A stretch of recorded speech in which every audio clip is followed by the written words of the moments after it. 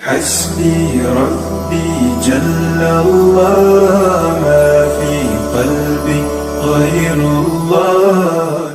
حضرت ابو ہریرہ رضی اللہ تعالیٰ عنہ صحابی رسول ہیں، اللہ کے رسول کی زندگی کے آخری 4 سالوں میں مسلمان ہوئے۔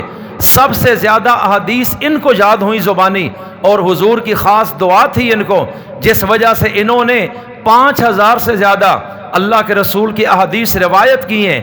امام ترمذی نے جامع ترمذی میں حضرت ابو ہریرہ کی یہ حدیث بیان کی ہے۔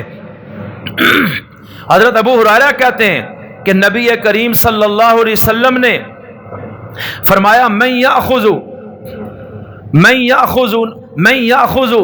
عنی، کہ کون شخص لے گا مجھ سے منی ہؤلاء الکلمات، من یاخذ منی ہؤلاء الکلمات، کہ ابھی میں جو چند باتیں بتانے لگا ہوں، کون شخص ہے جو یہ باتیں مجھ سے لے لے اور اس کو یاد کر لے، فیعمل بہن، کہ وہ خود اس پر عمل کرے تو کامیاب ہو جائے، او یعلم من یعمل بہن، یا وہ سیکھ لے تو آگے جس کو بتائے گا تو وہ عمل کرے گا، اس کو بڑا فائدہ ہو جائے گا۔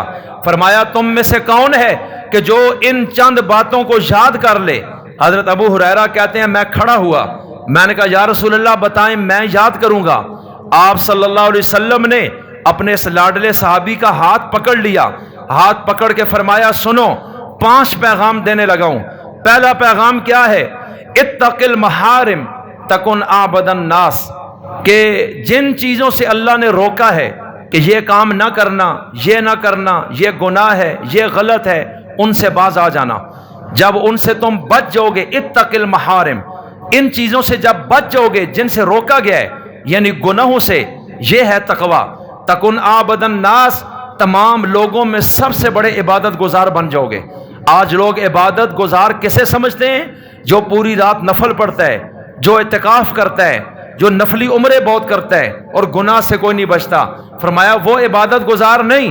ابو ہریرہ لوگوں کو بتانا، میں بتا رہا ہوں کہ اگر تم بچ جاؤ گے گناہوں سے، لوگوں میں سب سے بڑے عبادت گزار بن جاؤ گے۔ کہ اللہ یہ نہیں کہتا کہ نوافل زیادہ کرو، اللہ یہ کہتا ہے کہ گناہ سے لازمی بچو، اس لیے کہ اس سے میں نے روکا ہے۔ اور گناہ سے انسان تب بچتا ہے جب اس کے دل میں اللہ کا خوف اور تقوی ہوتا ہے، اس کے بغیر وہ نہیں بچ سکتا۔ آج کتنے لوگ ہیں جو حاجی، غازی اور نمازی ہیں، لیکن ان کے معاملات ٹھیک نہیں، ظلم زیادتی، ان کی زبان پہ سچ نہیں، ان کی آنکھ میں امانت نہیں، ان کے دل میں پاکیزگی نہیں ہے۔ پتہ چلتا ہے 420 آدمی ہے اور کہتا ہے میں نے حج اکبری کیا ہوا ہے، میں نے اتنی مسجدیں بنائی ہیں۔ اللہ کہتا ہے نہیں۔ حضرت ابو ہریرہ کو حضور فرماتے ہیں لوگوں کو بتانا کہ گناہ سے بچو، یہ سب سے بڑی عبادت ہے، اور لوگوں میں اس جیسا عبادت گزار کوئی نہیں ہو سکتا۔ فرمایا ابو ہریرہ پہلا پیغام تو یہ ہے۔ دوسرا پیغام کیا ہے؟ فرمایا سنو، وَرْضَ بِمَا قَسَمَ اللَّهُ لَكَ تَكُنْ أَغْنَى النَّاسِ، کہ اللہ نے جو تیرے مقدر میں لکھ دیا ہے، جو تیرے حصے کی تقسیم میں آ چکا ہے، اس پہ راضی ہو جا، اس سے آگے کی لالچ نہ کر۔ فرمایا لوگوں میں سب سے زیادہ غنی اور مالدار ہو جائے گا، اس لیے کہ لوگوں سے مستغنی ہو جائے گا۔ تیسری چیز، احسن الی جارک تکن مؤمنا، کہ جو تیرا پڑوسی ہے اس کے ساتھ بہت اچھا سلوک کرنا، پڑوسی سے بگاڑنا کبھی نہیں، اور پڑوسی ساتھ جڑا ہوا گھر ہی نہیں۔ بعض فقہاء نے لکھا 40 گھروں تک یہ پڑوسیوں میں شمار ہوتے ہیں۔ اللہ کے رسول فرمایا بہت اچھائی کرنا پڑوسی کے ساتھ، اور اس وقت جب یہ کرے گا تو بہترین مومن بن جائے گا۔ اب دیکھیں یہ کتنے کام عجیب عجیب ہیں۔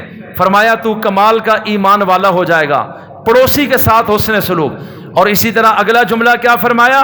وَأَحِبَّ لِلنَّاسِ مَا تُحِبُّ لِنَفْسِكَ تَكُنْ مُسْلِمًا، کہ جو اپنے لیے پسند کرتا ہے، اپنے بھائی اور تمام لوگوں کے لیے بھی وہی پسند کرنا۔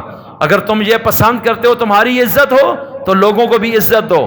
اگر تم چاہتے ہو کہ میرے عیبوں پہ پردہ رہے، لوگوں پہ کھلوں نہیں، تو لوگوں کے عیبوں کو بھی سر بازار رسوا لوگوں کو نہ کرو، لوگوں کے سامنے بیان نہ کرو۔